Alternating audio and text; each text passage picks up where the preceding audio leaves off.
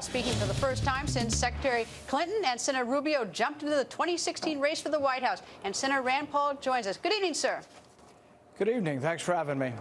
Nice to see you. Well, I guess in reference to Senator Marco Rubio, I would ask you, what's it like to have him in the race? And I suppose you're going to tell me the more the merrier. But tell me, how are you different from Senator Rubio? Well, we have a lot of similarities. When I did my long filibuster, he came and supported me, and I appreciated that. I think one of the differences that's come up recently is that I don't think it's a good idea to borrow money, even for national defense. And so when we had a recent amendment contrast, I put forward an amendment to increase defense spending, but only by cutting spending elsewhere. So I think that the debt is a real threat to our national security, and I will vote for more money for defense spending, but only if it's cut elsewhere.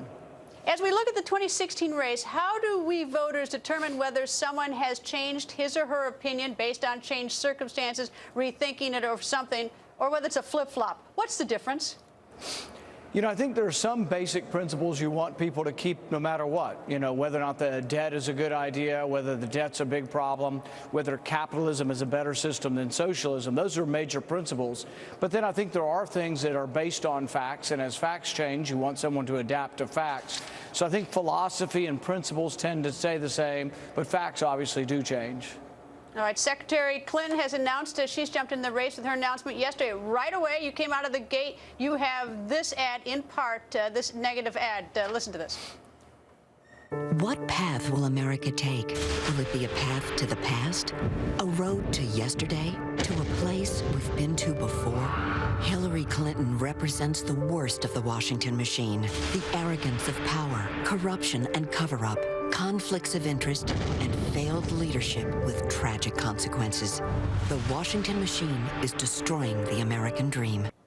All right, Senator, that's only part of the ad, but why come out of the gate and go negative? Why not take the high road? Why right away from the get-go do you do this to the American voters?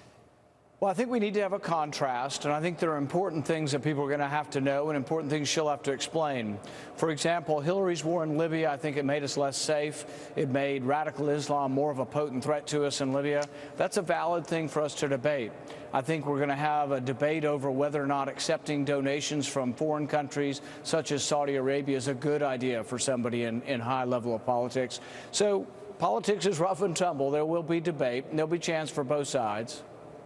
I guess that, as I look at what's going on around the world, you see what's going on with ISIS. You see American families that can't get jobs. They worry about their kids not having jobs after college and have these huge debts. Some kids can't even go to college. And then the first thing we wake up to this morning, and all of a sudden, you're throwing mud at a candidate, and I assume there's a lot of time for that. But that's, I guess it's like, do you not think that the American people are sort of starving for a little loftier debate?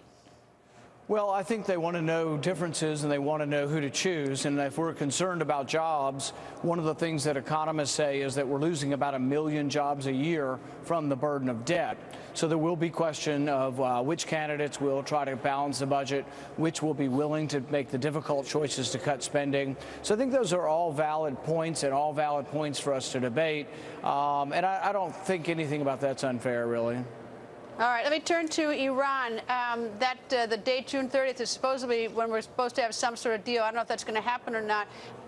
But at least today there was a report that a number of states have sanctions against Iran, which puts a whole new dimension to this. Where does the where does the U.S. Senate stand? Where do you now see this going, this deal with Iran? Well, I think we're going to vote either tomorrow or the next day in the Foreign Relations Committee on the Corker-Menendez bill. And this bill says to the president that if he wants to undo sanctions that were passed by Congress, that he will have to be voted on by Congress. And this is something I support. I think it really just reiterates the Constitution that laws can't be undone by the president. They have to be undone by a vote of Congress. Isn't that a little bit odd as you're telling? I mean, if the Senate passed the sanctions, you've now got to pass a bill to tell the president that he can't undo what you did. I mean, it's a lot of busy work. I mean, how did we get to this? I think it sends a big signal, though, to the president, because the president's been signaling otherwise.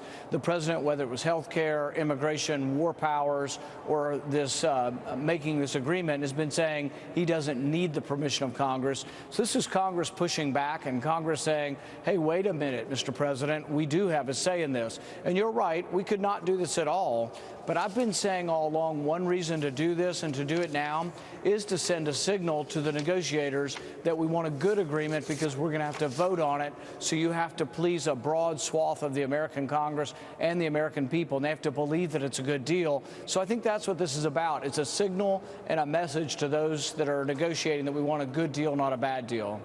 Okay, a Bloomberg poll says 11% of Republican independent women in polls said would seriously consider supporting Senator Paul, which is not a huge number, compared to 22% of men. And you have sort of the largest spread between women and men. I've seen that you've taken some heat in some interviews with women. So what's the story there, Senator? Where are the women for you? The interesting thing about this poll is it actually showed that I did much better with category of people leaning my direction with women than I did with men. And if you looked at people who were not interested in my candidacy, it was actually equal for men and women. So I think the people who wrote the headline there sort of didn't read their own poll very carefully. But the interesting thing we've seen is that in the last couple of weeks, we're outpolling Hillary Clinton in Iowa, which is a purple state, Pennsylvania, which is a purple state, and also in Colorado. So I think we're doing something right to attract independents and women, because we're outpolling her in these bellwether states that could go either way. And you can see our entire interview with Senator candidate Rand Paul. Just go to GretaWire.com, and on the record, hits the campaign trail. Remember this one? We took you on